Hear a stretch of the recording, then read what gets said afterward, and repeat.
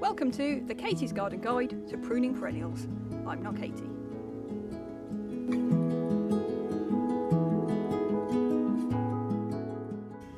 We've been extremely negligent with our calendula here, also known as English marigold or pot marigold.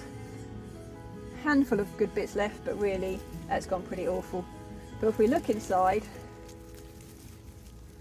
you can see in the sunshine, there's some nice bits right back at base. So that is what we're going to go for. Let me just zoom in a bit on that.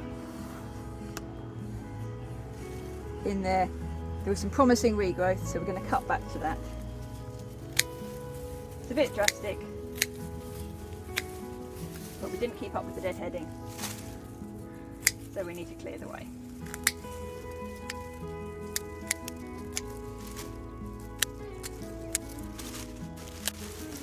All of that come off for the compost heap, but you can see that is looking nice and fresh and promising. If you do keep up with it, the marigold is a plant you can just deadhead. That means you're taking out the old flowers, so you're tracing your way down